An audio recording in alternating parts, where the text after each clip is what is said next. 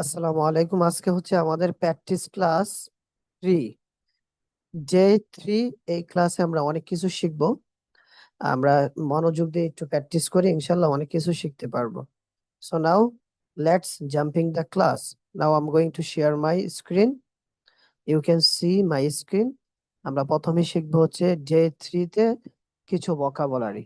তার আগে আমরা যে নিয়মটা পড়বো এই নিয়মটা সম্পর্কে আমরা একটু জেনে নিই। যেমন ক্যান। ক্যান অর্থ কি আমরা সবাই জানি, কোনো কিছু পারা। যেমন আমি খেতে পারি, ঘুমাতে পারি, লিখতে পারি, বসতে পারি। তো এগুলা কি ক্যান দিয়ে আমরা সেন্টেন্স মেক করব। Like for example, I can আমি পারি, ইউ ক্যান তুমি পারো, ইউ ক্যান তুমি পারো, ইউ ক্যান তুমি পারো। তো প্রথমে আমরা 5টি ভোকাবুলারি মুখস্থ করব, আমার সাথে মুখস্থ করবেন। স্পিক কথা বলা, স্পিক কথা বলা। রিড পড়া, রিড পড়া, রিড পড়া। নেক্সট রাইট লেখা, রাইট লেখা। সুইম সাঁতার কাটা, সুইম সাঁতার কাটা। কুক রান্না করা, কুক রান্না করা। প্রথম থেকে আমরা আবার পড়ি। স্পিক কথা বলা, রিড পড়া, রাইট লেখা, সুইম সাঁতার কাটা, তারপরে কুক রান্না করা। এই 5টা ভার্ব মুখস্থ করার পরে আমরা সেন্টেন্স মেক করব, আদারওয়াইজ আমরা সেন্টেন্স মেক করব না। ওকে। তো আমি এখন আপনাকে বাংলাতে প্রশ্ন করি, আপনার মুখস্থ হয়েছে কিনা আপনি ভিডিওটা পজ করে দেখে নেবেন। কথা বলা, কথা বলা, স্পিক। ওকে। রিড পড়া, পড়া।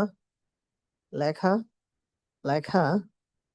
সাঁতার কাটা, রান্না করা, রান্না করা, রান্না করা। ওকে, আপনি যদি আমার প্রশ্নের উত্তর দিতে পারেন মনে করবেন আপনার মুখস্থ হয়েছে। তারপরে আমরা শিখবো হচ্ছে এগুলা দিয়ে সেন্টেন্স কিভাবে, আমরা বাক্য কিভাবে তৈরি করি। দেখেন, আমি ইংরেজি কথা বলতে পারি, কি হবে? I can speak English, I can speak English. আমি ইংরেজি কথা বলতে পারি। আই অর্থ আমি, ক্যান অর্থ পারা, আর স্পিক মানে কথা বলা, আমরা সবাই জানি। পরে আসছি উপরে। তারপরে দেখেন এটাকে নেগেটিভ করব, না বোধক করব। আমি ইংরেজি কথা বলতে পারি না, I can't speak English, I can't speak English, I can't speak English. আমি ইংরেজি কথা বলতে পারি না। আমি কি ইংরেজি কথা বলতে পারি? এটা হচ্ছে প্রশ্নবোধক। এটা কি প্রশ্নবোধক।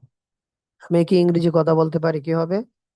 Can I speak English, can I speak English. আমি কি ইংরেজি কথা বলতে পারি? তারপরে আমরা অন্য একটা ভার্ব দিয়ে বাক্য তৈরি করব। যেমন তুমি ইংরেজি বই পড়তে পারো। তুমি, তুমি এর ইংলিশ কি? ইউ। তুমি পারো, ইউ ক্যান। কি পারো? পড়তে পারো, ইউ ক্যান রিড। কি পড়তে পারো? ইংলিশ বই। তাহলে তুমি ইংরেজি বই পড়তে পারো, কি হবে? You can read English books. তুমি ইংরেজি বই পড়তে পারো, you can read English books. তারপরে এটাকে নেগেটিভ করব। তুমি ইংরেজি বই পড়তে পারো না, you can't read English books. তুমি কি ইংরেজি বই পড়তে পারো? নেগেটিভ করব, সরি প্রশ্নবোধক করব। তুমি কি ইংরেজি বই পড়তে পারো? Can you read English books, can you read English books. তো তারপরে আমরা রাইট, রাইট মানে লেখা, আমরা পড়েছিলাম। রাইট মিন্স লেখা। তাহলে আমি ইংরেজি বাক্য লিখতে পারি, আমি ইংরেজি বাক্য লিখতে পারি। আমি পারি, কি পারি? I can. লিখতে পারি, আই ক্যান রাইট ইংরেজি বাক্য মানে কি? English sentences. তাহলে I can write English sentences, আমি ইংরেজি বাক্য লিখতে পারি। ওকে, এটাকে আমরা নেগেটিভ করব। আমি ইংরেজি বাক্য লিখতে পারি না, কি হবে? I can't, I can't right English sentences. আমি ইংরেজি বাক্য লিখতে পারি না। এটাকে আমরা প্রশ্নবোধক করব। আমি কি ইংরেজি বাক্য লিখতে পারি? Can I, can I right English sentences, can I right English sentences. আমি কি ইংরেজি বাক্য লিখতে পারি? তারপরে আমরা অন্য আরেকটা ভার্ব দিয়ে বাক্য তৈরি করব। যেমন সুইম, সুইম আমরা জানি সাঁতার কাটা।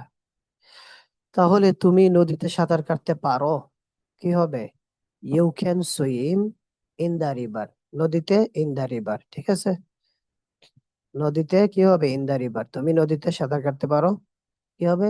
You can swim in the river. Next আমরা পড়বো হচ্ছে তুমি নদীতে সাঁতার কাটতে পারো না, কি হবে? You can't swim in the river, তুমি নদীতে সাঁতার কাটতে পারো না। এটাকে প্রশ্ন করব, তুমি কি নদীতে সাঁতার কাটতে পারো? Can you swim in the river? Can you swim in the river, তুমি কি নদীতে সাঁতার কাটতে পারো? তারপরে আমরা কুক, কুক মিন্স রান্না করা, আমরা পড়ে আসছি।